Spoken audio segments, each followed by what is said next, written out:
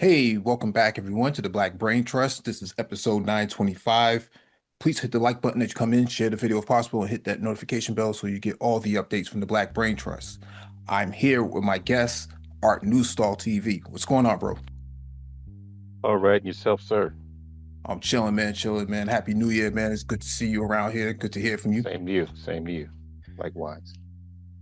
Yeah, I'm always wanting to chop it up with you about artificial intelligence and the crafts, man, about art.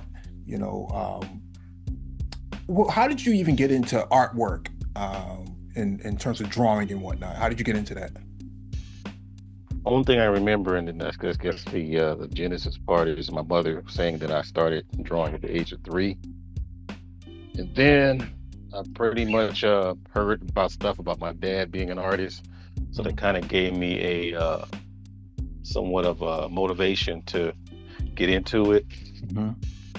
And then, as a lot of people know about Good Times with JJ and Ernie Barnes and stuff like that. So that really got me really trying to get into it, and just led me into the whole Renaissance. I mean, even from the Renaissance to Norman Rockwell, so the whole traditional type thing. And then I guess it took off once I started getting more into middle school. Mhm. So middle school, I just started drawing a lot of Prince pictures and Michael Jackson pictures, and then started drawing the girls. A lot of girls started giving me a lot of attention. Said, draw me, draw me, draw me. So that kind of gave me a trademark around school. So I just took it a lot further. Wanted to do the whole cartoon thing with the Super Friends and make my own heroes. I think the only thing that I don't have in common with a lot of people in the space is that I didn't really get too much into comic books. Why is that? Because my father, he was telling me, because the thing was, people around my time, we, the ones that, some of us that did like comic books, we like to draw it. We always tried to draw a Superman, or even the ones that couldn't draw, Hmm. they still try to draw Superman. It looked bad, but they Hmm. draw it. And so my thing was trying to use the comic book as a standard. So my dad kind of discouraged me from really getting too far into Marvel and DC. He told me to make your own. He Okay. said, no, he said, don't get into the comic books too much because you got to start making your own stuff. And so from then I started making my own superheroes like Fire Master and Super Cobra and Hmm. all kinds of stuff. And I had like what do you call it? Different scenarios and stories. And one girl stopped talking to me because she was always reading my comics, I guess. And she said, she stopped talking to me because I killed off one of her favorite characters because I had to make room for other characters. I said, why you kill her off? He said, you shouldn't be doing that, blah, blah, blah. And I'm like, oh man. Now, So, did you ever utilize the tracing paper? nah, Nah. no, that was no, no. Oh man. So you was straight from the cuff then, right from the dome. Yeah, it didn't look the best, Hmm. you know, but I definitely only started doing tracing paper when I learned animation in Hmm. college. Hmm. But mainly, I stick to either the mechanics of trying to get the anatomy down, and I could have used the comic books because I was trying to draw the muscles out of my mind, Hmm. and I was looking back, and I'm like, it's okay. It looked like a lot of these people got locked up, became superheroes because Right. upper body's a lot bigger and the legs are smaller, but that and all that stuff was inspired by, believe it or not, like the Herculoids, Birdman, Space Hmm. Ghost, Super Friends. Hmm. You know, what's the other one? Black Star. Hmm. So I was Thundar the Barbarian. Hmm. So I had all these ideas from the Hanna Barbera perspective, filmation, and just took all of those and tried to do something different, you know. But as I got older, I just started trying to do more realistic stuff. And I guess the ladies, the high school ladies, Hmm. really inspiring me to do. I got more attention doing more realistic stuff. So that kind of put me on the map right there. And I did a lot of Jet Beauty of the Weeks. Now I was drawing a lot of those. Now, when you draw, like if you could, and when you draw people's faces and that the more realistic images of people, is that something like if you are on a train that you can see somebody sitting down and you can quickly draw them or sketch them, or is that something that takes more time? Are you talking about to learn it or just actually to have the abilities? Have those abilities? Um, I think it just has to be based on how you see people, how do you put things together, Hmm. how you're able to see the circles, the squares, the ovals inside of a person's face, and how Hmm. what direction the shadows go, lights and shadows go, and how you control those Hmm. and formulate things together to I guess form a likeness. So some people have to learn it, and some people have the natural abilities for it. I did both. So I already had the natural abilities, but I Hmm. learned more skills to kind of enhance it Hmm. to make things a lot easier so I won't be reinventing the wheel. Hmm. And that's where I come in as far as education is try to, cut down on all the extra stuff and just get straight to what the goal that you're trying to achieve. I don't know if I answered your question. No, it does. No, it does. Because I've seen people do it, but I never really understood how they got to that point. And so, no, that's good, man. What about graffiti? How did what's your experience with graffiti?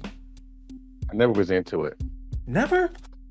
Never, never. But I did learn some parts of the country where they got rid of the arts. Hmm. Um, and we talking about what the late '60s, early '70s. Hmm. Since they got rid of the arts, a lot of people's standard happened to be Good Times from Hmm. Ernie Barnes. So if you look at some of the stuff in the '70s, Hmm. you saw the puffy letters, but they always had a character. Called bubble letters. Uh, excuse me. No, I said they call them bubble letters. Yes. So you had those letters. You had some kind of stretch. Usually the stretch letters are from like your Puerto Ricans, your Latinos. Hmm. But for the most part, um, the characters are usually elongated figures. They weren't able to do Ernie Barnes. They were doing it was the attempt of doing Ernie Barnes paintings. Hmm. But instead they just did things more exaggerated with the shoes, uh, the hands. So it's almost like Disney meets Ernie Barnes. So if you look back and see all those characters from back in the '70s, a lot of those things were cartoon types with Ernie Barnes leanings. And then later on, it started to become more academic. They started having more advanced stuff in it. But for the most part, during my time, it was more of that. But at the same time, I my area, they didn't really take the arts out of our area. So that's probably why I wasn't really that much graffiti. But Okay. there were some people, Mhm. sorry, Oh, go ahead. but there were some people at my schools, the schools I attended, they Hmm. were into it, but mainly because of hip hop, probably, Hmm. or somewhat of a. I don't want to just reduce it to street, but some people just have like an urbanist type outlook on things, so they Hmm. kind of like that. Hmm. And that's usually the Latinos here that did the graffiti stuff over here. Yeah, because graffiti is one of the five elements of hip hop, right? It's the break dancing, the MCing, the DJing, the graffiti, and then the fashion, right? And so I when you said you didn't dabble in that, and I was just like, well, maybe it's the vandalism that's of graffiti that turns people off like that. Well, the turn off for me is this: it's just that you didn't put much effort in it. Remember, you got to do that stuff quick and get out of there before you get caught. Mm-hmm. You don't. I mean, a lot of graffiti was done like at a fast pace. Mm-hmm. If you notice, Oh, yeah. they don't give you like days and days and all that to say, okay, let me go ahead and do the R and put all Mm-hmm. the snow and the fire in there. No, they get that stuff done quick. Yeah, and because it's also different because you're not necessarily using the pencils and the pastels. Like, maybe that's how you do your artwork on paper, but when they're doing it on the walls, right? They got the cans, they got the different tips, the fixies versus the Germans, versus the star tips and stuff like that. It takes a lot of work to actually put a mural on a wall, because I'm really referring to that, not necessarily the vandalism part, right? Because that's easy, like you said, throw it up really quickly and get out of there. But the actual murals that get put up on the walls, like I think you guys got a nice one out there for Kobe Bryant. I think there's one out there for Nipsey Hussle. There's some really nice work out there that I thought that maybe you may have had some interest in. Yeah, I wouldn't put those in the graffiti category. I put it like you said, the mural Okay. uh, part to where they put some time in. They use stencils. Mm-hmm. Uh, they had outlines and stuff. They probably even planned it out before they put it up there. Mm-hmm. Sometimes they put things in a large, like a opaque, or not an opaque, but just a projector, Mm-hmm. so you can project the image on the wall from a distance, and you just kind of like trace over the lines and make sure it Mm-hmm. comes out nice and proportionate. Mm-hmm. So they have those things working when you have time and they're paying you. Mm-hmm. So you're gonna put that time in there. Whereas graffiti, I mean, there's places where no one's looking and you just do what you got to do. Mm-hmm. But there's places where trains come in, security's coming, cops, Mm-hmm. witnesses, you know. So that pretty much didn't interest me because basically I'm looking more of the Leonardo da Vinci. Right. I'm looking more of I'm trying to recreate life on paper or even on the wall if I had that type of opportunity. Yeah, the classics. Yeah, I was trying to get to that. Me being a black man too, Mm-hmm. I was trying to make history. Yeah, because graffiti is kind of how I came in as well, into the artwork, is through what we used to call YGM, which is Young Graffiti Masters, and that would Okay. act, yeah, that would actually what they call that would actually take folks from the streets and put them in the classroom and force them to actually design their stuff from what we call a Bible. A Bible is basically a black covered book with the pages in there for you to stencil out your work on there. We had what do you call those pencils? The color pencils. I forget the name of the brand though. Company was Burrell, called, huh? is it Burrell or Burrells? I think it might have been that. Prisma. Chisel Prisma. That's tips. what it's called. Prisma. Oh, Prisma markers. No, they made pencils too. They made pencils too. Oh yeah, Um, okay. You yeah, talking about the yeah. Prisma colors, the ones that blend good. Well, I think it was a brand. I think it was a brand, and it came out of a company called Utrix. Utrix I think it was like a European company that sold artwork and stuff like that. But they're not around anymore. At least I haven't seen them around in probably Yeah, I'm 20 looking at them 20 right years. now. They call it Prisma brand. So Hmm. they have the Prisma has uh, pastels. They call them new pastels, Hmm. and they have color pencils. So, but it's Hmm. called Prisma. Yep. Prisma colors. Yep. I don't know about the. Oh, and they had, but I think they did have Prisma markers. I Yep. They want to did. say it's Barol because their markers blended too. Hmm. I remember that because if you were doing comic books and stuff like that, those are markers you use. So they had Yeah. a blender. They had a blender to it. Hmm. And by the way, when we're doing graffiti and back then, they called it bombing. Yep. Well, Yep. Catch it ups. yeah, and they had a bomb. They had a bombing books. Yep. So you got a bombing book because that's the thing. People walked around with bombing books, and I walked around with a sketchbook. So Yeah. that's how I kind of made that connection with people on campus. Yeah. Yeah. And I'm glad that you bring that up because it took a lot of people from a lot of black men more specifically off the street from getting involved in the criminal element of all of that. And so because law enforcement was catching on. They can see, you know, they had people who can read, signatures and stuff like that, and they would let those people look into what that tag looks like versus what this other tag looks like, and they connected. If you got caught, man, you were done for. Especially if you had, all your sketch work and your signature on there, your tag signature, and they just connect that to what's on the wall, man, you were done because it's all over the city. And so, yeah, you were done. But you don't really see And real quick, programs like that. Go ahead. yeah, and real quickly is I think one of the deterrents of people really trying to do it professionally, Hmm. a lot of people were using graffiti as a message of what was going on between rival gangs Oh yeah. out here. I don't know Hmm. about over there, but over Yeah, no, here, same out here too. The Decepticons and the different sort of factions and stuff like that. Yep. yeah, they're beefing or somebody's gonna get killed or Hmm. it's, I mean, if you know how to read it, it's, I mean, this is not really giving kudos to the street life, but Hmm. it was more of an ingenious way to let you know that something's going down and you got, if you're not a part of that, just stay away. So if you knew Hmm. how to read that, then you know you can save yourself in a way. But at the same time, it gave cops opportunities to read that too and be ready to do what they got to do if things go down. So Hmm. pretty Yeah. interesting life.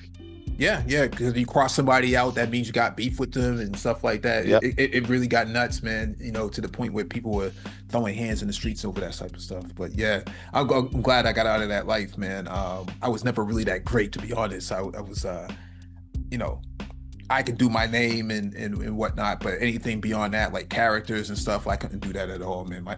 My hand game was terrible at back then. So, but that opened up because the computer started to advance. The Mac 2, I think it was in the 90s, and then you had Windows 98 and Windows 2000, and you started to see more of the artwork go from paper to the digital, and then you had Adobe Illustrator and Photoshop and a couple of other programs as well that allowed a lot of those brothers that I grew up with. They moved on to the digital part of it. And so, was that ever a factor for you? Yeah. I think we had an Apple IIc.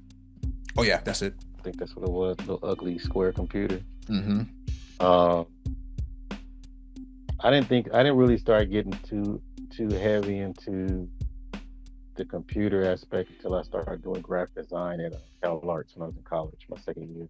Mm-hmm. Um, because they were integrating that with photography, Mm-hmm. and so, and then the other part too, we were working with the Commodore Amigas, Yep. and that you're able to do animation with that. So Mm-hmm. those are my beginnings of the computer experience as far as creating work. Then I started getting a side hustle. Mm-hmm. I was making a lot of logos, and I still see some stuff around when I was driving around. Like I did that in '91, Mm-hmm. but yeah, I always did. I started getting more into programs like Quark Express, Mm-hmm. obviously Photoshop. I believe it or not, I didn't really mess with Illustrator that much. There's too many Okay. points and paths you had to deal with. Mm-hmm. So the the best alternative for Illustrator was freehand, Adobe Freehand, Oh yeah. and then later on, Adobe Freehand went to Macromedia.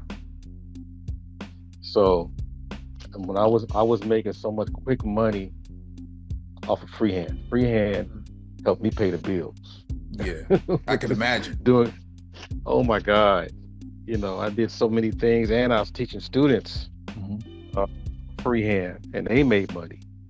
PageMaker for like large, like a whole like multiple pages, Mm-hmm. stuff like that. That was good.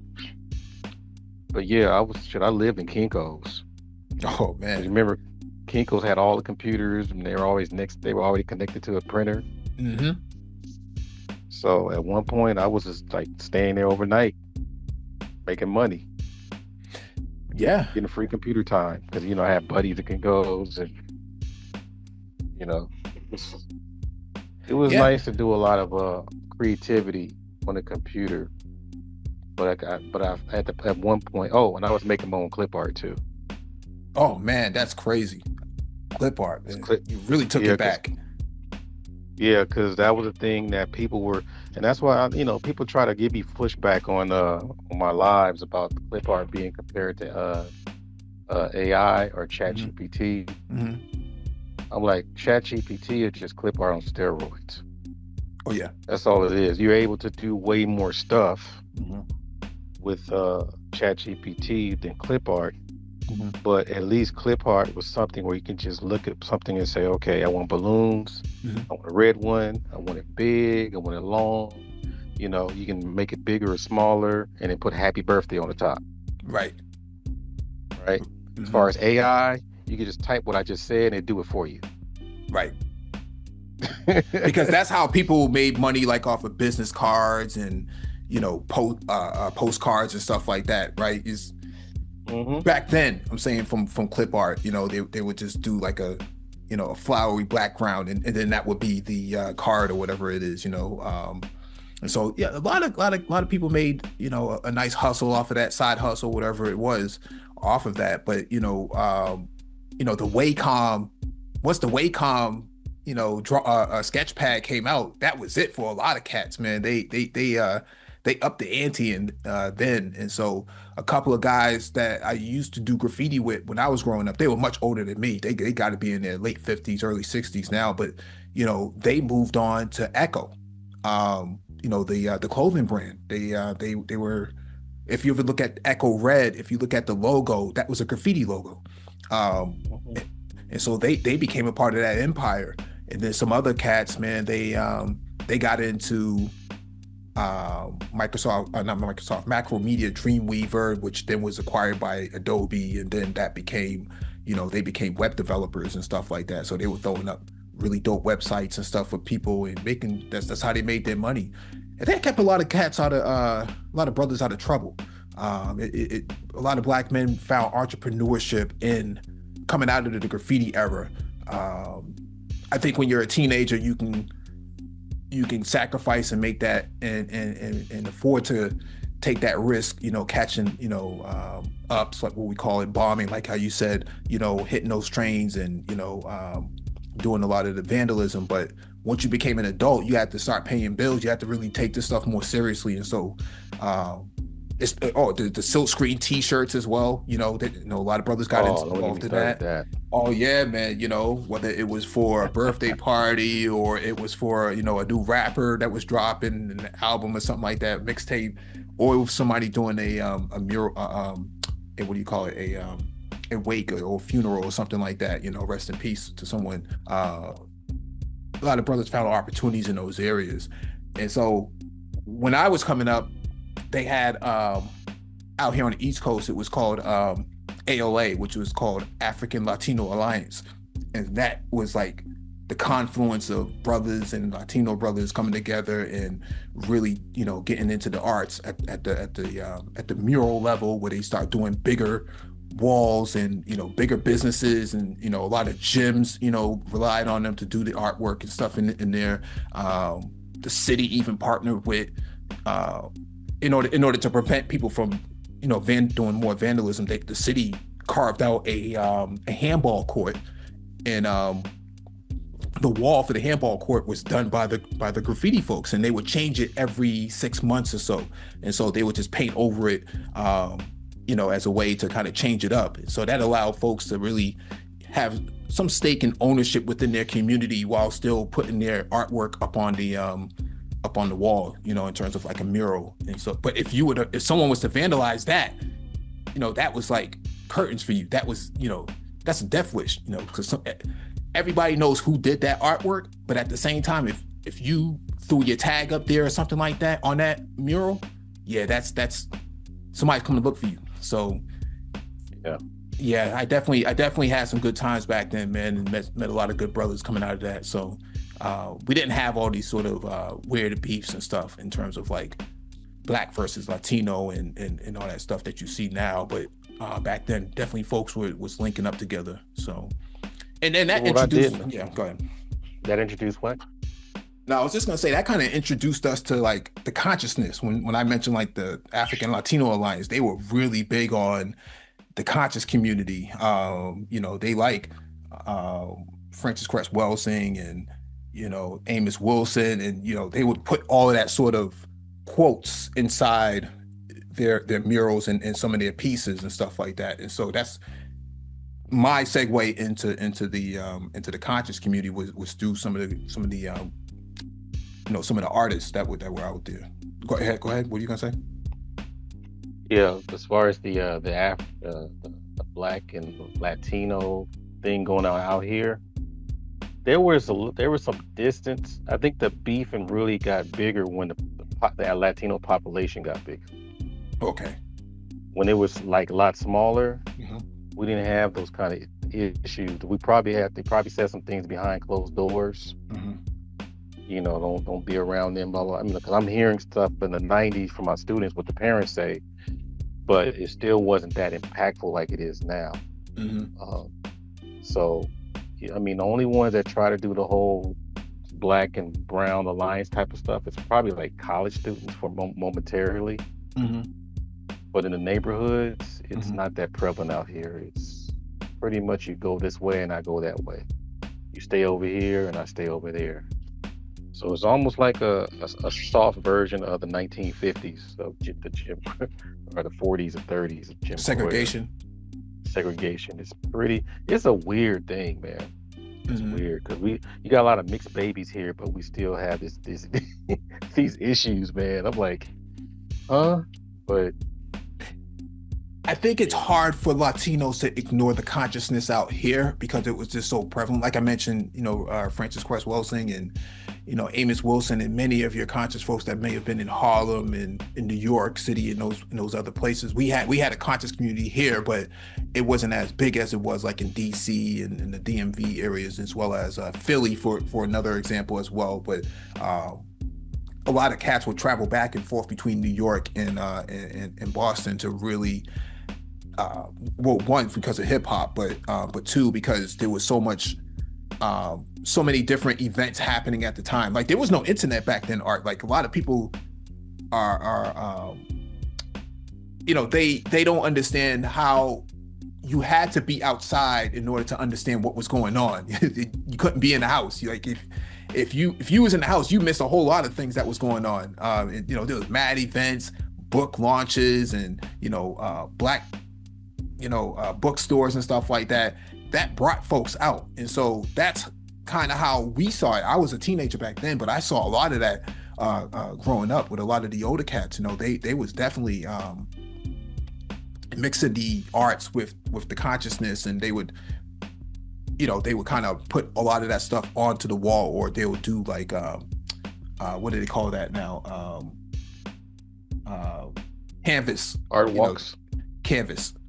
Oh, okay. Yeah, they do canvases and stuff like that. So, like one of my good partners that I grew up with, he has a gallery now. He took an old warehouse or old building, abandoned building, and painted it and got it for pennies on the dollar and worked with the city. And he turned it into an art gallery, and he holds events there every month. And he puts all the graffiti artists on and stuff like that. And so and now folks have gotten into the sculpting and stuff like that, and stuff like that. So that's I guess the confluence that I saw when I was coming up with the consciousness. Folks was really trying to find their place. It wasn't uncommon to see people with African medallions and stuff like that, and doing the graffiti and stuff. So Yeah, we man, I guess mine go all back to what, 87. mhm, So mhm, I think that's probably when I started waking up more. My mom was the one that played a Minister Louis Farrakhan VHS, mhm, and I was looking at it, and I remember how he broke down the skin under apes, because he was talking about how they call us apes. mhm, He said if you shave the hair, that's not black skin under there. So, and then you talking about the lips. Said apes don't have big lips. They got small lips. They got small, no, he was just breaking all that down. And so that stuck with me for a while. I guess that was the birth of the whole conscious thing with me, um, going into college 2 years later. So we talking about hip hop, brother. That was a big explosion. I mean, we threw the fist up at each other when we walked by each other in high school. A lot of people were, got the flat tops and the baggy clothes with the stuff that had something to represent Mother Africa at the time. And then I started doing t-shirts, Too Black, Too Strong. It's a black thing you won't understand. I made them shirts. I tell you, man, I made some money because what I Man. did is I learned silk screening, Okay. which is a blue collar skill or a trade. Mm-hmm. I learned silk screening, and I just started doing it in my garage, my mother's garage. I made, a matter of fact, I made the machine to do multiple colors, multiple screens and stuff like that. So I handmade that, where it spins around on a, I think it's called a Lazy Susan. Mm-hmm.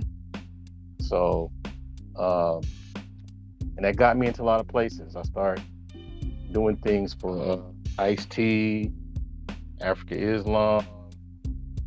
The person that hooked me up, her name was Queen Gloria. I don't know if she's around.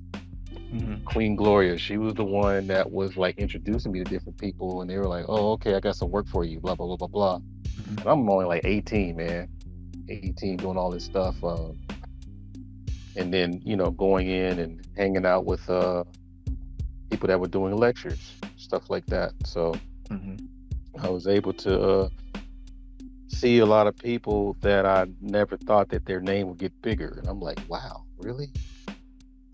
So it was quite an adventure to see that kind of thing linked with our music and our clothing. Um, and I had to give a lot of credit to Dr. Bill Cosby Mm-hmm. for setting that platform with the Cosby Show that's going right into new different world. Okay. So those are the things that help us to link that whole conscious community. I guess at least how back in his day, Mm-hmm. conscious community was linked to education back Right. then. And then later on, in my time, conscious community was linked to education and hip hop, Mm-hmm. So, and then it expanded further on to like, again, art. Uh, I think it just died out when industry started like, making it more marketable.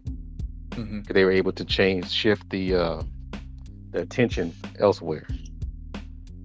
So they did a job. I got to give it to the industry. They did a job to kill the most of the conscious community the way it was supposed to be. Did they kill it, or did they try to force them to um, maybe to be underground? I think they killed it. Okay. Because if like, I probably would give credence to underground if they were moving the needle. Okay. But here we are on the surface where we got 6% Mm-hmm. teachers. As far as we're talking about in the world, black teachers. Mm-hmm. 6% for professors, black teachers. Not in the world, I'm sorry. The nationwide. Mm-hmm. And this we talking about women and men. I'll be saying this on my panel. People go through one ear and out the other. I mean, you should know. I mean, you already know about engineers. What, 3.5, 4% maybe Mm-hmm. for black engineers? Mm-hmm. That's hella low. Doctors about what, 6 or 7. Lawyers about the same. Judges about 11%. Dentists about 5%. We're low. So that's Relative why to I our was population, saying, right. So it's like, that's why, because the thing is, when we talk about the conscious community, we're celebrating Charles Drew. yeah. Mm-hmm. We're celebrating Ernie Barnes and and Charles White. We were celebrating Fannie Lou Hamer. We were celebrating people that were living. Dr. Francis Welsing, Mm-hmm. Dr. Khalid Muhammad, Mm-hmm. you know, all those things that I just mentioned are things to where you would be inspired to go to school to make a difference. Right. Johnny Cochran, Thurgood Marshall, hell, what's his name? George Washington Carver. Mm-hmm. All these people, Dr. Benjamin E. Mays.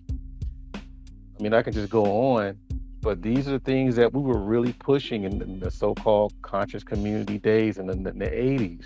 Mm-hmm. You know what I mean?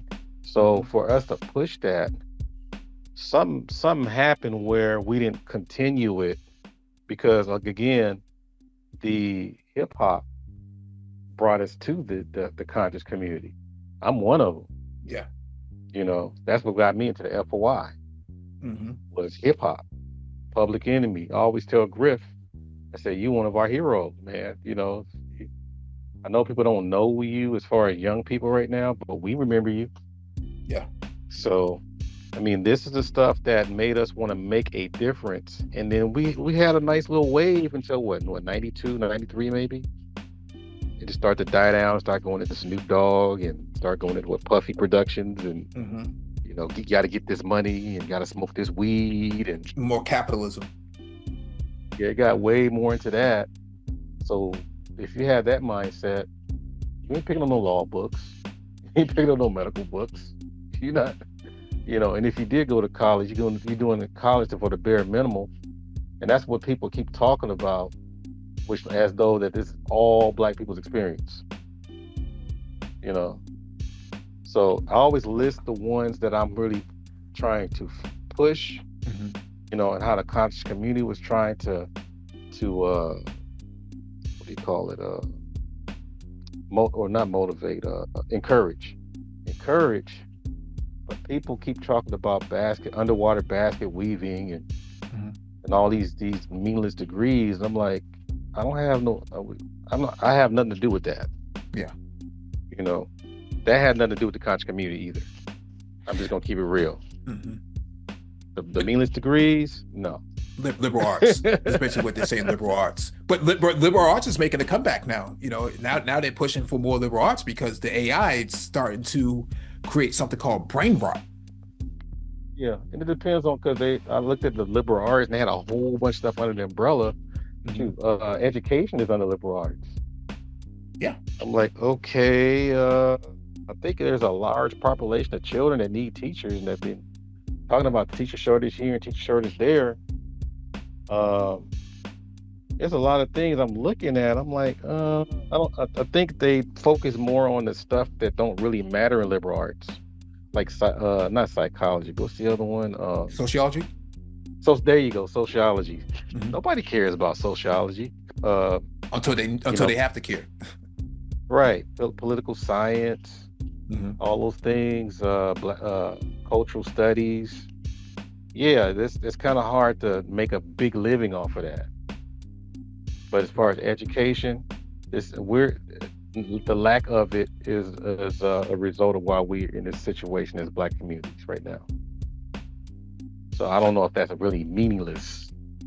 I mean, everybody need to pick up Medical Apartheid and the Color of Money. Absolutely. Very simple read too. Yeah, absolutely. Straight to the point.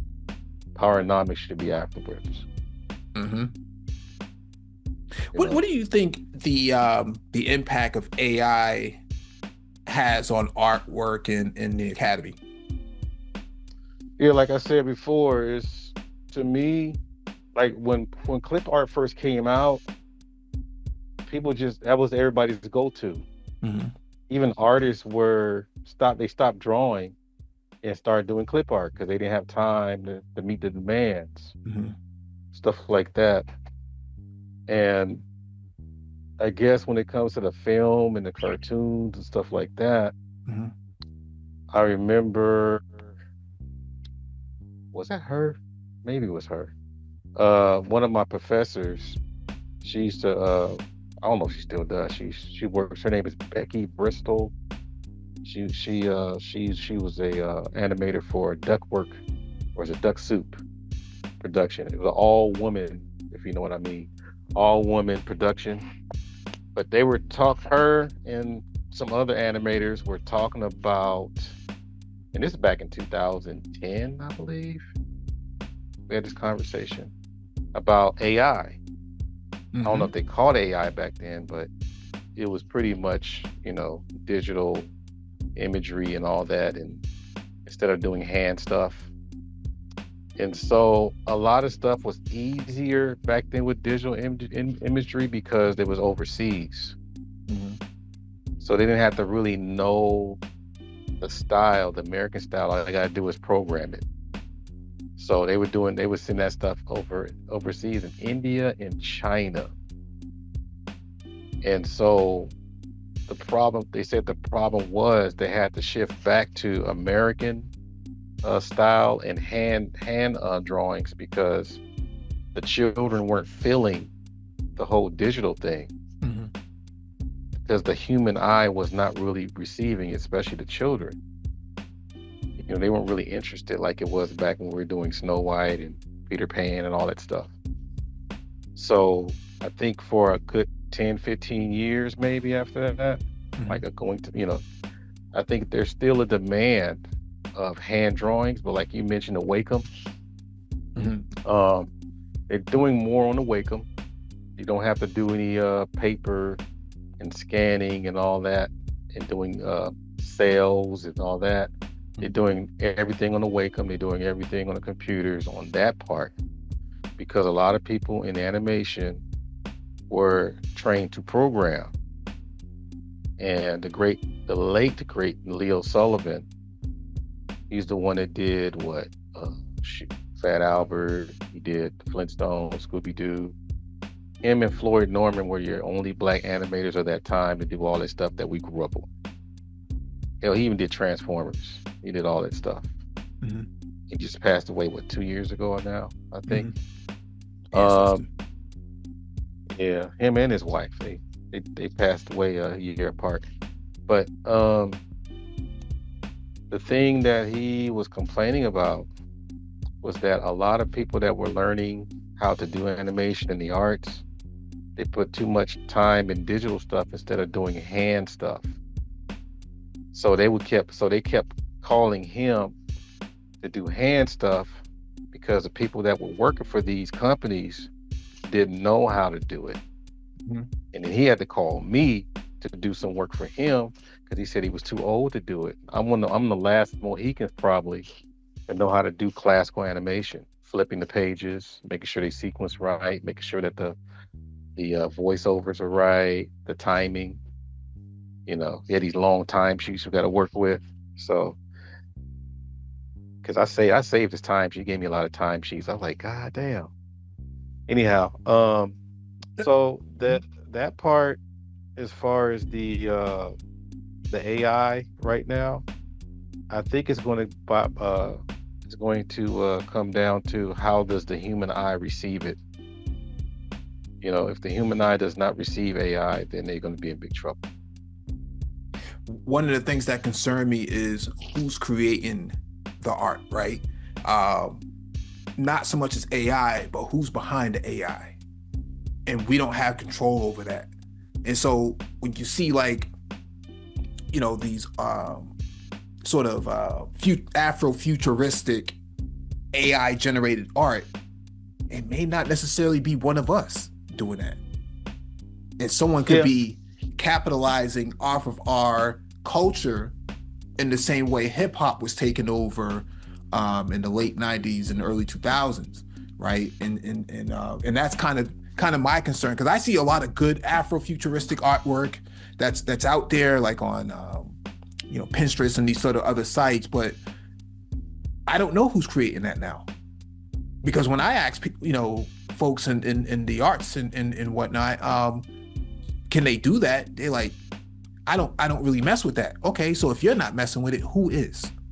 Right? And that kind of concerns me, that we may lose control over our ability to gatekeep, our culture. and someone else is going to try to reinvent the Black Panther or Wakanda for that matter through Chat GPT or some other AI means, and they're making big bank off of that, and they palm colored, but then they want to, trying to make it seem like our arts and craft is not worthy of anything while they bank off of it. So, So I'm gonna give you something deep here. mhm. Remember when what's his name? Tariq Nasheed did hit that the second Hidden Colors. Okay, Remember that when they were in Egypt okay, and they were painting over the skin to make them lighter. hmm I don't know if you remember that part. I do. This is in the Okay. pyramids. Yep. Yeah, so they were doing that. So if you didn't know that they were darker and you were like brand spanking new walking in there, you would think that that was the way that's the way it was supposed to look like from back then, hmm right? You're gonna see where I'm going. And then when you start looking at uh what's his name? I think Prince of not Prince of Egypt. The gods of what's it, the gods of Egypt? Uh, yeah. They were showing a lot of white folks, for the exception of Chadwick Boseman, as the Okay. gods and stuff like that. If you didn't know history about Egypt as far as being the Nubians and all that stuff linked to Kush and the hmm Ethiopians, if you didn't know that, you would believe those images, hmm right? What I'm saying is this whole CRT crazy stuff, talk and taking all the cultural studies out of schools, it is imperative for them to make sure not only, like, for example, if you take away that history component, because I don't know why people keep talking about why is history so important? It ain't gonna put money in my pocket. Well, if you didn't know your history and Chat GPT or AI has put some images together and say this is how such and such looks, and it looks nothing like the people from back hmm then basically you lost. You're done because you threw away the stuff that's because the thing is, but for all intents and purposes, people don't understand history is supposed to be able to remind you how great you are or how great you were, hmm and then how far you can take it. As long as you know you belong to that, that's your recipe, that's you. But if it has nothing to do with you, then it doesn't matter. Then basically, whoever whoever labels you something, then that's what you're going to be because you have to accept it because you have no references from the past. Okay, if that makes sense. I know everybody else got different ways to break it down, but when people start changing up what we were or are and what makes us who we are, then basically you're a slave again because how the slaves were, remember they say what they took away your culture, your hmm language, your God, and all of a sudden you got to start from scratch for all the way from that time to Jim Crow to civil rights to now. So they're doing it very strategically, but I think it's somewhat of a rubber mallet. It's because it's affecting other people too. Because the great stories of white America, you don't really see that with today's white America. You don't see the stuff, so people starting to find other stuff that didn't really exist, all the way from Henry VIII to Alexander the Great. A lot of these people they didn't really happen, right? hmm So people are relying on the movie narratives and the actors with all the muscles and all the superpowers, where Billy Bob don't have superpowers, hmm right? Bubba don't have high intellect, right? But you still see Deion Sanders' son, as much as they try to put on him, he's still making waves when he has the opportunity. But you still see what's that girl's name? God dang it, the one that married just got married and people keep messing with her. She just got Anyhow, married. Yeah. yeah, she got married like a couple of years ago. Little short girl. Oh, you're talking about the gymnast. Yes, Oh, okay. that Yeah. she matches the stories of us from back in the day, or back in the ancient times even. Hmm. You know, we still have black intellectuals. We still have people that kind of mimic people from the day. The only problem is that since we have so much infiltration of, I guess the YT, uh, the supremacist infiltrations, it's like it makes it hard for you to take the lens off and see what happened, Hmm. right? But at the same time, you still know that. I think that's probably the thing that's happening with Black Americans, period, or FBA or ADOS, or whatever you call yourselves, is that you went through all these different things, but you still portraying greatness no matter what happens to you. But usually you have a timeline of that greatness because we let everybody else in, it changes its form and it changes its purpose. I mean, hip hop is one because, your average person just, I can't Hmm. even go into it too much, Oh, but oh yeah, no, no, no, definitely, oh, definitely. Simone Biles was what you was mentioning. yeah, Simone Biles. Yeah, you go. Yeah, and that's kind of my concern is that, and to your point about ADOS FBA, because that timeline starts, at 1865, but Black people's history in this country go back way before 1865, and they didn't call themselves all ADOS and FBA and stuff like that. That They were term the N didn't word. exist. Yeah, they would N word, but the lineage goes back to Africa, but they don't want to acknowledge that, So, but yeah, but to your point about AI reshaping and restating the narrative, that's a big concern that I have. That's one of the reasons why my next my graduate studies in cyber in artificial intelligence is really focused on the security aspect of how do we identify the misinformation and disinformation that's going to impact Black people as a whole, because you know these sort of baby videos and putting people's heads and on certain bodies, these sort of like Trump videos, him getting arrested and stuff like that. That stuff can get very dangerous because now you can say, you know, name your conscious person was involved in some other, salacious things, and that's not true. Or they could just redact our whole entire history and make it seem like that never happened. That's a big concern for me. And so, when we talk about the academy, at some point people are going to have to start opening up a book because you can't trust what's being displayed on the screen. And unfortunately, literacy is still a challenge in our community. When it comes to Black boys, Black men, Black males as a whole, their inability to decipher, fact from fiction is still a challenge. So. Yeah, so what I was trying to say as far as the Black American experience or the ADOS FBA, whatever, Mm-hmm. it was no fun to trying to. I know people talking about delineation stuff like that. Mm-hmm. That's not where that should go in that part. Mm-hmm. But what I'm saying is that we talking about I'm going back to the CRT thing.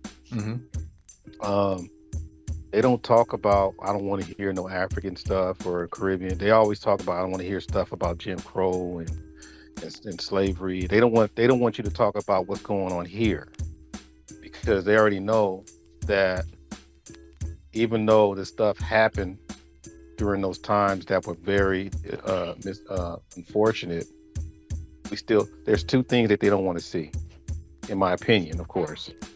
They don't want to see how we rose above all that stuff during the burning crosses, the burning churches, the lynchings, the stuff that they were doing in Mississippi, Alabama, Missouri, California, whatever. They don't want to see that, but they also don't want people to remember what they have done to us, right?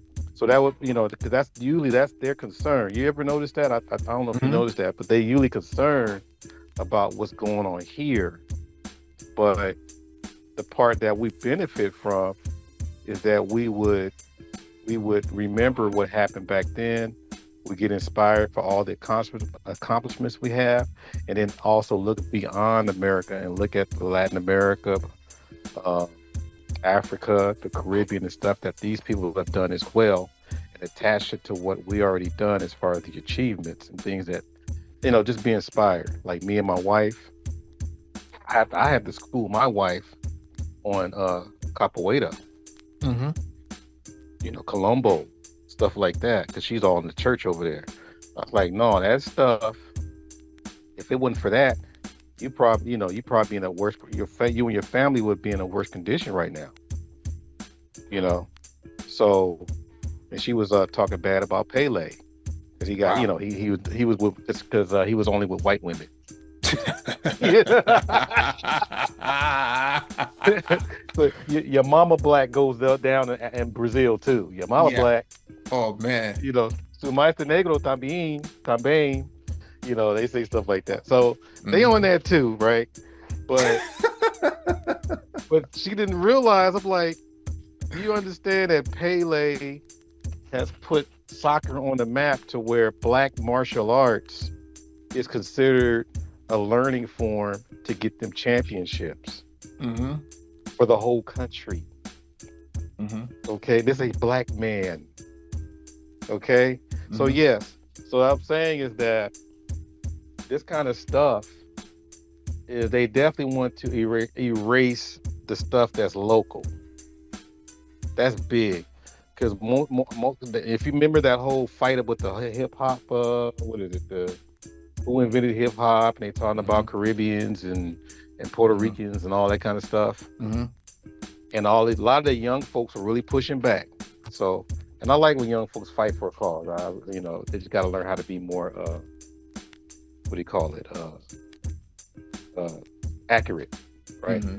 But the thing was, they had the right ideal, but guess what was keeping them from like putting a stop to it? They didn't know history. Right. No reference point. So they had to get the OG, they had to get the Puerto Rican OGs and the black OGs to come in and set the record straight. Mm-hmm. After they did that, I didn't hear about it that much anymore. That died immediately. Right. When they came in, Whip the Whip, what's Cool the other work. guy's name? Yeah, Cool Herd. They had to use an old footage though. Mm-hmm. Cass came in on some recent stuff. I mean, they came in and told the real, Mm-hmm. right? And after that, what could you say? So that's what I'm saying is that going to your reference about trying to take away the likenesses and stuff like that, Mm-hmm. you gotta stop. And this is a message to the young folks. You gotta stop discounting what older people know, and so you can soak that game up, so you can continue on whatever greatness that you see. Mm-hmm. You gotta stop just because a person is older doesn't mean that they don't have something in their possession that you ain't supposed to know. Right. Could you imagine when Dr. Francis Walton passed? Mm-hmm. It's like, man, I had these questions for her. She's gone now. And Know what I nobody mean? carry on the legacy. Yeah. And dude, as soon as she passed, it was Yvette Cornell and what's the other dude's name? He's a Catholic. Tone talks. Yeah, I didn't hear him talk, but it was another dude. He has his own. Why I keep forgetting people's names? Markham Hill. Yeah. As soon as she died, both of them people were kind of like, he called it a critique. It was like, no, the stuff I read, it was more like kind of like peeing on her grave. Condemnation. Yeah. Because he didn't say that stuff when she was alive. Right. Like outright. You know what I mean? So that's what I'm saying. So, and that's from our own people. Mm-hmm. So could you imagine years later, which was, I think, well, at least Tim Wise was criticizing her while she was alive. Right. At least. Right. He called it pseudo BS or something, whatever. Mm-hmm. But the thing is that as long as you are the one to witness the war, even if you didn't win, at least you were a witness, so the winner cannot change the story. Mm-hmm. If that makes sense. No, that makes complete sense, and I think that is going to be a breaking point for AI and Black people, because they're not in control of the development of artificial intelligence, and that goes into the job aspect. You know, we always hear these sort of conversations about, you know, high value men and Black men, you know, getting into the tech, but less than 1% of AI developers are actually Black, and so Right.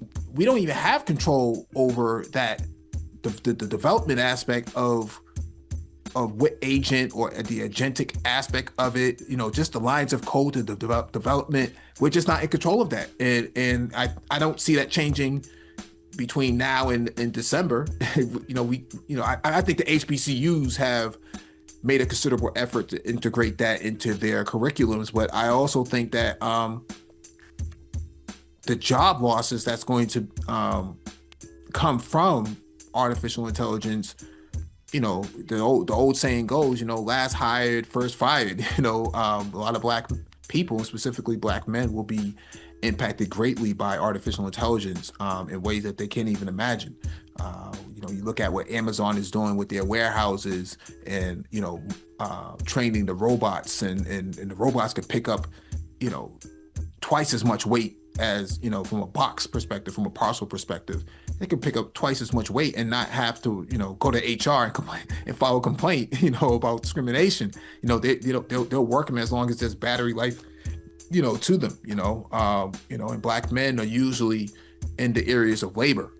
They're heavily involved in labor, and so if you have artificial intelligence and robots, you know, coming for these jobs between now and like 2030, if you're a Black male, I think you want to think about what that looks like over the next 5 years in the next administration as well, because this is also a political angle to it as well. What are your thoughts around, you know, AI having an impact on jobs and whatnot? Yeah, remember, you know, we keep hearing, you know, college is a waste of time, and we don't need no education, and education is for women, all this kind of stuff. Okay, we've been hearing this stuff for years now. Look at the result. Because last time I checked, the people that are hiring with education, so to speak, they ain't Black. Mm-hmm. You know, and it's getting to the point to where they're not white either now, because was it Swami guy or whatever his name is? Oh, Vivek Ramaswamy. Yeah, Vivek Swami. He was the guy that was pointing that out about the white people. Mm-hmm. You know, people just don't want to. They like the degrees and they like the power and the influences, but they don't want to do the work to get there. Mm-hmm. You know, going to the PhDs. They like the PhDs and they like to hear them talk, but they don't appreciate the work that they did to get there. Mm-hmm. You know, so now, not only you don't have people in position, but you don't even have people in a position to even hire you if you did have a trade. Because your resume goes through that filter that's AI controlled as well. Right. Mm-hmm. Yes, sir. So, like me, I don't know. To me, I mean, I know a few like blue collar people that I can call and say, "Hey, this is my buddy here. Mm-hmm. He needs a job or whatever." Most people would ask, what is his educational background? They would always ask me that question. What does he do? What, you know, Mm-hmm. what kind of a degree he has? That's what usually people ask. Mm-hmm. And then what I usually say, oh, he didn't need a degree. He don't need any degree or anything. He's on his purpose. He's standing up for his. He's working for his. I can just imagine how that person's face looked when I say that to him. You know, and I'm up here trying to call and get somebody some work. Mm-hmm. You know, so it's a sad case, man. We can always say it's the mamas and missing dads and schools and all that. Mm-hmm. But at least acknowledge the problem. Right. You know, acknowledge what's missing. Because and shout out. Oh, go ahead. No, go right ahead. Finish. I was gonna say shout out to DC. He said most of the time, and that's how me and him align on this part. Mm-hmm. If you're going to approach anything with the problems in our community, it has to come from a place of power. Mm-hmm. It has to come from a place of power. It can't be some John Henry stuff. It can't be where I'm just going to rub two nickels together and buy a mansion. That's make believe. That's not even man stuff. Fanciful, yeah, very fanciful. Yeah, so that's where we at. And I'm like, and it seemed like when I'm talking, people sort of stand back like they don't want to offend anybody. I'm like, no, sometimes it gotta hurt. But do you think that that's going to the lack of college will force some of those guys to go into the trades, like go back to Job Corps? Well, you can't even go to Job Corps after 25, 26. So, yeah, I mean, I guess you would have to go back and get a trade, right? Community college. That's how it always was, though. Yeah. That's how it always was. Like, that's what I was mentioning on my show. I don't know why I have a show. I can't believe I have a show. Anyhow, I was mentioning that most of our schools have counselors, right? And your exit, I think it's 11th and 12th grade year spans. Your counselor tries to see how your GPA is moving along, if you're going low, if it's still the same. And then usually you're being asked, the counselor would say, okay, you got a 2.0 GPA, they give you recommendations. I'm not sure if you do the college thing, if you got that low GPA, but you can always do a community college and do something in the sellable skills, right? They'll tell you can do like computer this or culinary arts or cosmetology or whatever, auto mechanics, right? So they get those options when their GPAs are low, right? So people act like no matter what GPA you have, they say, hey, you're going to college and we sit in the seat, right? So you got that, but if you say, for example, you got a 3.0, let's go with the 3.0. It's not the highest, but it ain't the lowest. Even though it's that in that range, you still ask the question, what do you want to do? And the child will say, I don't know. Right? Usually they say, I don't know. And then basically the counselor would say military, Job Corps, or college. Right? They don't say you have to go to college. I mean, I never heard a counselor told a student that ever. And I've been teaching for 29 years. I never heard a student tell me that a counselor told them that. I heard a student told me that she was in honors, and the counselor told her that she shouldn't even go to college. It's a waste of time. Counselor.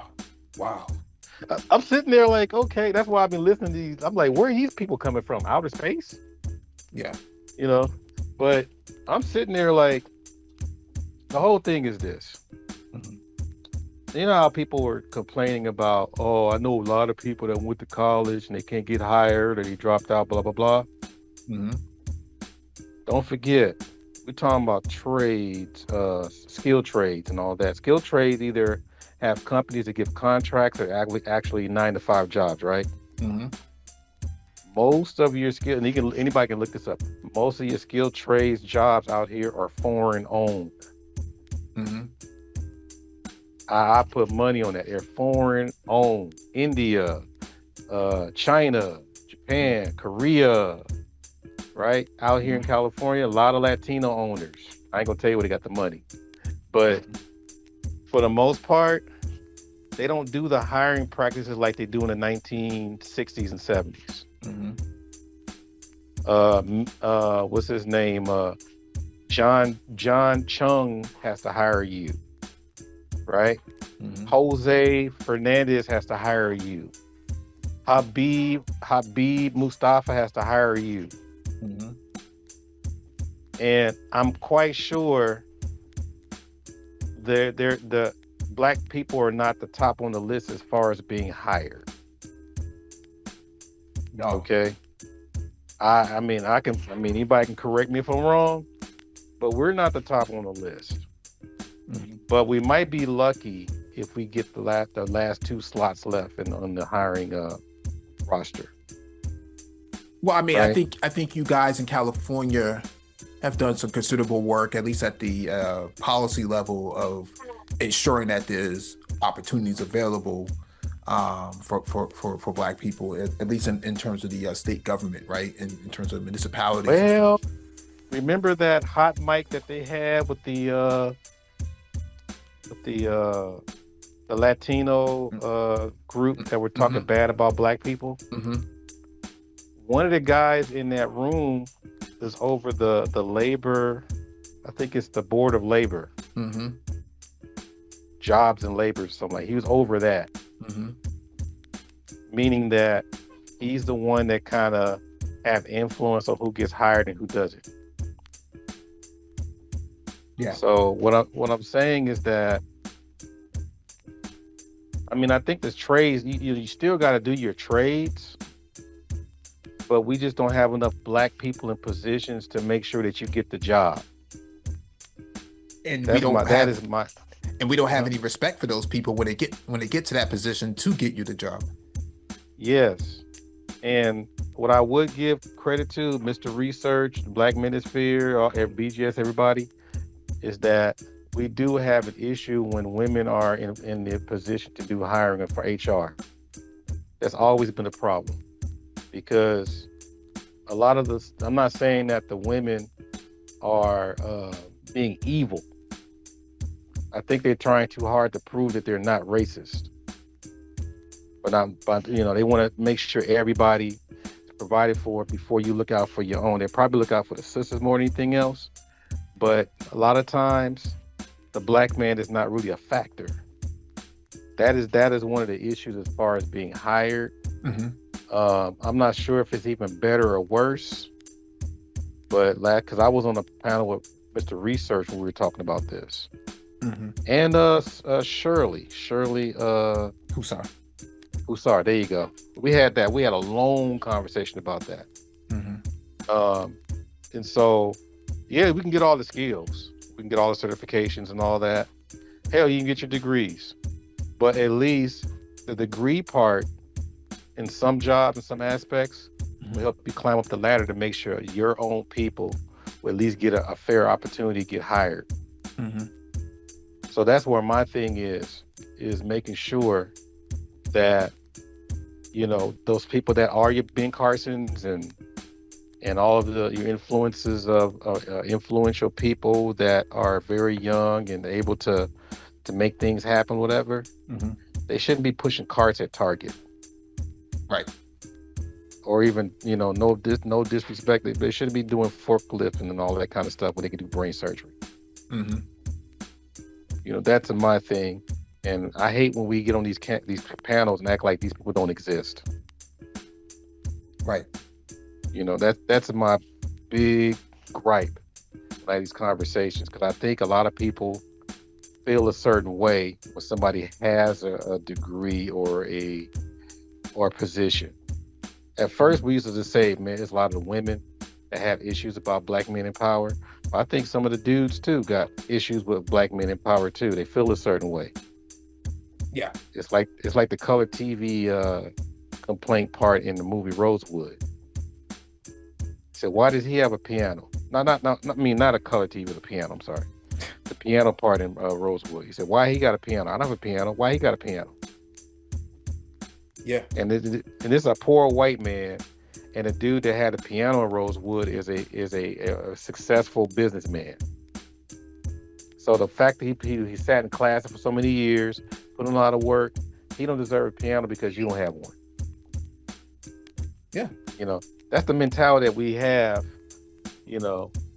I mean, I think a lot of the sisters have a different reason why they don't like you in power, because most of the time it's because they feel like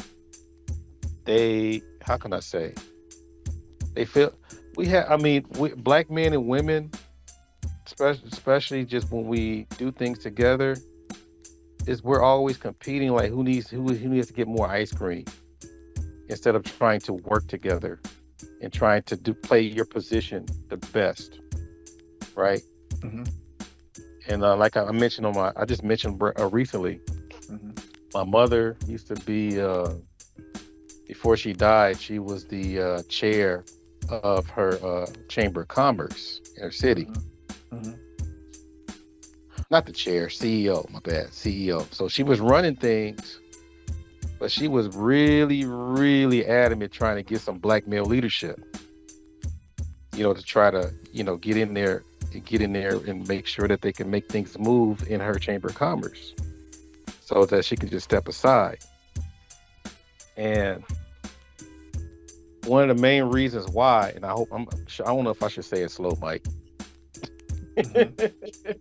Go for it. One of the main reasons why she was doing that, because she knew after being married to my stepfather, when you want to play with the big boys, you got to send a big boy in with a den of big boys, Hmm. because those arenas are not made for women. Right. And it's Those are still like that masculine today. spaces. Yeah, they don't like Masculine. the big stuff, whatever. So she wanted to. I mean, if anybody saw the movie Manchurian Candidate, Hmm. she was kind of on that. I don't know about the mind control part, but she wanted to make sure that she had a good relationship with the person that is the CEO, put Hmm. the issues on the table, and had a brother go in there to make the moves. You That's know, where I'll go ahead. no, go finish. Please finish. I said I think that's where we're really lacking when it comes to the man and woman dynamic as far as making things happen. Because if you notice, we do all these complaints, right? Oh, Hmm. she's not doing this and she's not doing that. She can't. She can only do what she can only do what she's only allowed to, based on the people that brought her in. Right. For the most part. If you look right there, because Maxine could only do so much. Who else? Kamala Harris. You already know she was only could do so much as a state was attorney general Hmm. and VP. They're very limited because you don't have anybody in place to step in. I mean, hell, how many Willie Browns we got now? Not many. I'll Yeah, wait. but Go ahead. but to your point about black women being in these positions and not necessarily looking out for black men's interests versus black women's, I think a lot of the roles that black women are in where they can make moves serves the interest of black women more than it does for black men. Like if you work in a hospital Yeah, setting, right? yeah, There's very few opportunities for undereducated black men to have access to in the healthcare setting. You either have the background or you don't. And there's no right. way that she's going to be able to finagle that behind the scenes to squeeze you into a healthcare role when you don't have a healthcare background. And going back to your point about trades versus the college degree, when a lot of black men are turning down college degrees in order to pursue the trades or even not pursue the trades at all, it's going to be hard to leverage for her to leverage her position to advance you into a Mm-hmm. role that you're not qualified for, and that's just the reality. And so DEI gets a bad rap because it's like, oh well, it doesn't really serve black men's interests, and things like that, but that's not necessarily true because it's a lot of in the cybersecurity industry, DEI has been plentiful for black males. I'm not saying it's a walk in the park, but it's opening up opportunities for hiring where they have to, well, I shouldn't say they have to, but their initiative is looking out for that diversity hire. They may not outwardly say it now because of the administration, but back before this administration, they were definitely, especially at the turn of the pandemic in 2020, they were definitely hiring for more black folks and specifically black males to be in roles after George Floyd. And so I think sisters are in a bit of a bind where the industries that they're in are not necessarily favorable for black men, and I think a lot of black men are who see black men in those high-ranking roles, who have that sort of why he got a piano, like you said. Hmm. I think they're not accustomed to seeing black men perform at that level. Why he got a Well, just because he had a PhD don't mean anything. That's Right, that sort right. of He just give attitude, it to you and right? walk in the room. Yeah, yeah. And it's like you didn't do anything wrong, or that brother didn't do anything wrong, and he's just being targeted. It's a lot of misplaced anger and whatnot that drives that sort of attitude. And I think it should spur interest in black men to move up quicker, because I'm one of those guys who went out and got a GED when I dropped out of high school, and then went into the trades, and then went into undergrad, and then went on to get my graduates.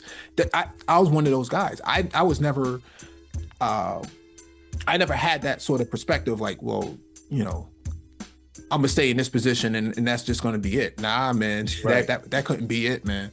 That couldn't be it. So I do think that there are a lot of black men have these challenges, and these sort of like I said, misplaced anger when it comes to who's making moves and who's calling the shots out here, and whatnot.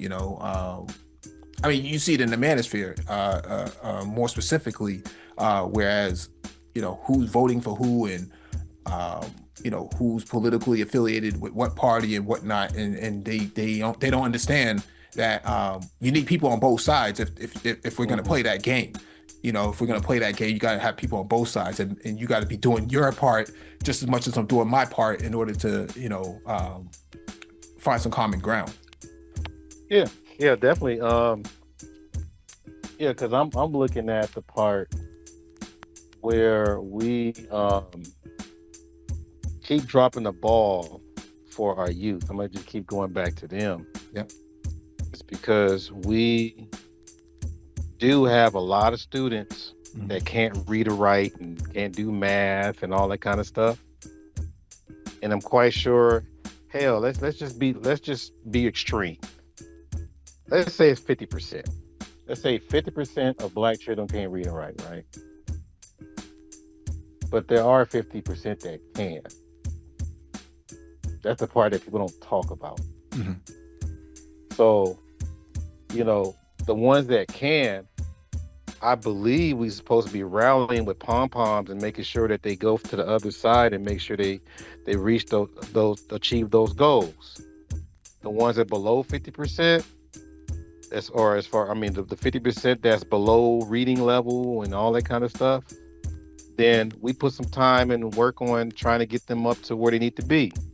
But it seems like we keep focusing on the lower 50% and not really focusing on the ones that are higher. I mean, Mhm. the upper part. We keep focusing on that, and then bringing their situation on these panels. Right. You know, but we don't bring the upper 50% on the panels talking about they can do this and that and so on. Mhm. That's where we drop the ball compared to all the Chinese people, Japanese, Korean, Asians. I think Latinos are a little bit above us as far as the acumen of getting kids to do things. I think they focus more on their girls. Their girls are more pushed to go to college than their boys, just like we are.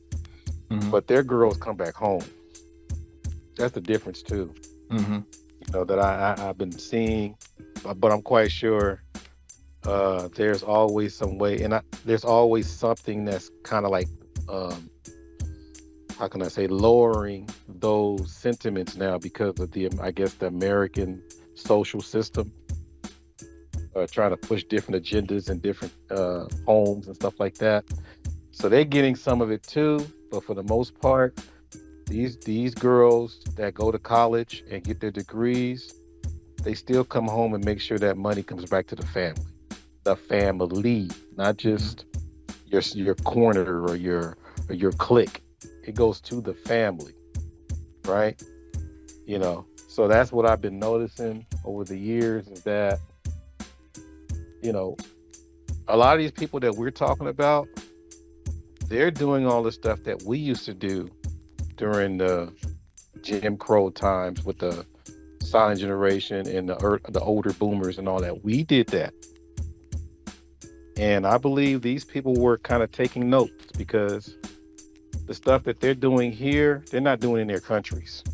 As far as all these moves they're making, they're still struggling in their countries because they have to go according to their leadership. But over here, I think they learn all the stuff, how to survive and how to grow and stuff with the silent generation. But the thing is, we just dropped the ball and stopped doing it, you know. And those are things I struggle with just watching it. But I do have hope for the youth that based on all this internet stuff and all the information and you hearing all the stuff that people are saying on social media, I really hope that they pick the right stuff to emulate and to implement, rather than picking the stuff that sounds good and sexy and trendy. That's my hope.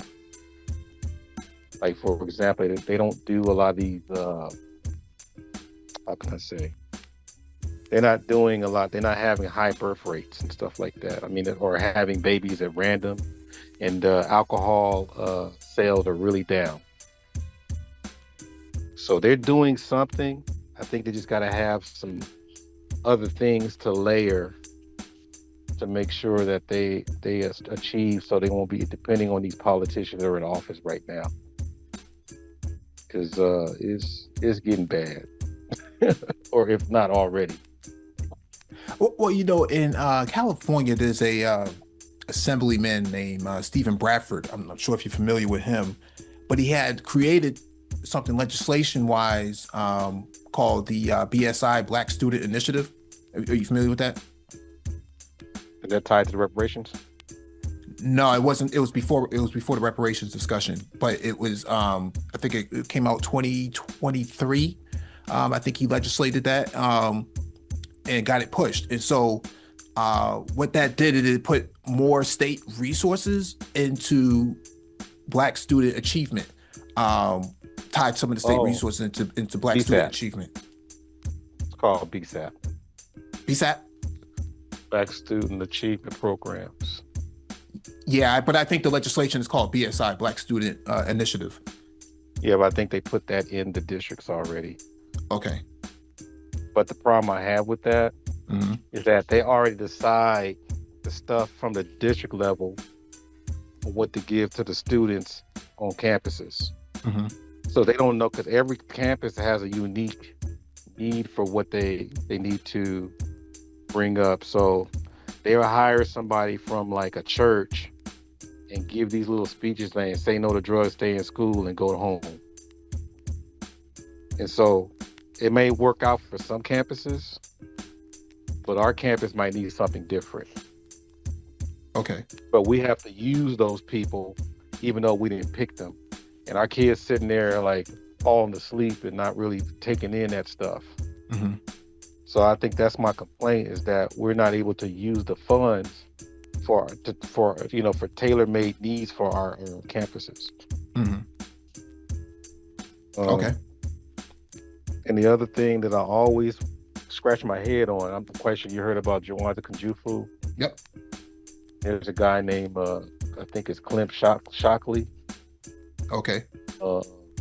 He does some of the stuff that Jawanza Kunjufu does. I think he's from Howard University. And they got this thing called African-centered education. Yep. If you got some kind of BSAP thing going on, why are nobody using Black-centered education? And that, because we got a lot of people that have been trained to do it, right?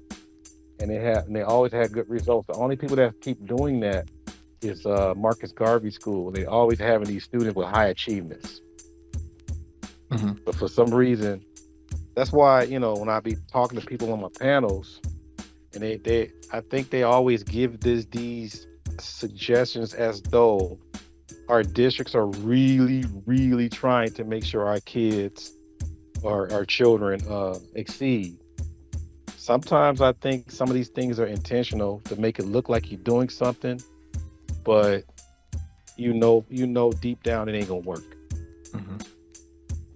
It's like hiring the the crack addict, like, yeah, you hiring a black person in an all Mexican restaurant, and that black person the crack addict, and you know it ain't gonna work out. But after you fire him, you gonna say, "See, I tried, I hired him, but it just didn't work out." Hmm. So that's what I'm looking at. It's like it looks good on the outside, but somebody's getting paid, obviously. And the other part is, you see, it didn't work out, get that whole thing. And then on the other part too, it makes it look like our children are unteachable Right. because they're not implementing the right stuff to our students. That's always been my issue. But I believe that guy kind of, you sure it started 2023? It passed in 2024. It's called Black Student Achievement Legislation. It's Senate Bill 1348, so it's SB 1348. Talk about the title. Oh, the title is Black Serving. Wait, hold on a second. It's Black Serving Institute. So, but I think that there's a Black Student Initiative involved in that legislation as well. I have to kind of research that again. But I remember hearing him speak about it distinctively about a year and a half ago on a panel. I asked him about it, and so but he's the spearhead behind that. What it sounds like, they're extending it or probably renaming it. Because remember, there was a somebody in Florida, I believe, that tried to dismantle it. Yeah, that would be the Moms for Liberty. Yeah, they were trying to say that it was divisive and discrimination and all of that. Because I remember I was saying that to some of our BSAP staff.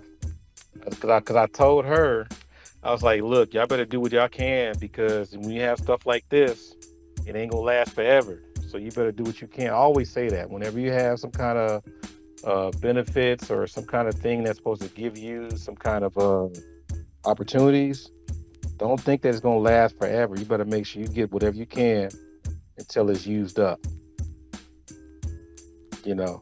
So like the unfortunate thing about the whole deportations and stuff like that, it still leaves room for some jobs to be open.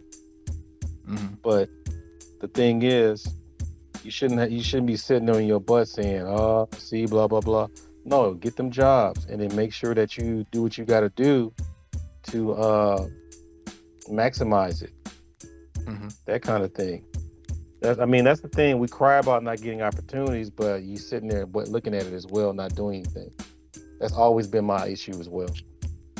Yeah, indeed, man. And I just think that, Assemblyman Stephen Bradford is one of those brothers that, you got to lean on, because he's in that position. He can make things shake. And so I think now he's running for California insurance. I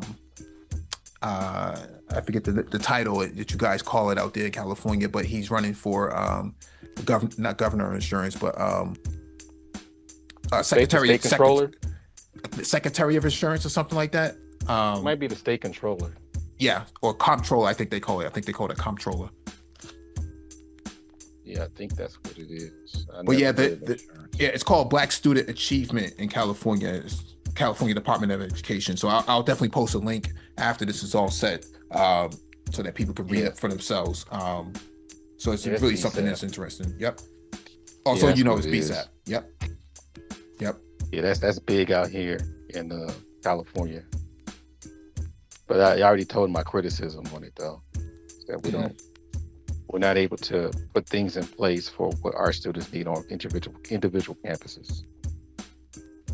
And then hopefully, I don't know if he's making some kind of amendment to make some kind of changes on that. Because I'm quite he's not sure in the assembly anymore. But there's somebody else championing the bill. That's the question. I don't know if anybody else is doing that. He left his position already, so he was running for comptroller or state insurance in general or something like that. So Mm, okay. Well, Art, man, I really appreciate you coming on, man. This is a really good discussion, and hope we could do this again soon. Oh, definitely, definitely. So I might have to reach out to you to throw some stuff out there to find out what's going on I guess the Democratic side of the game, to see any kind of strategies that are out there, stuff like that, because it seemed like only thing that people are pushing is a nuisance for the most part, but maybe it's just because I'm local, Mm-hmm. like because I'm California, but Mm-hmm. that's all I keep hearing, nuisance. But I'm not hearing like other people just in case his stuff don't work out, Mm-hmm. that kind of thing. So it'd be good to hear like the direction how things are going, and then what people should be looking for. We'll let you know. Thanks for coming on, Art, man. I really appreciate it, and hope we can chop it up again soon. Thank you, sir. Appreciate you. All right. All right. Thank you all for joining us. Please hit the like button on the way out, share the video if possible, and hit that notification bell so you get all the updates from the Black Brain Trust.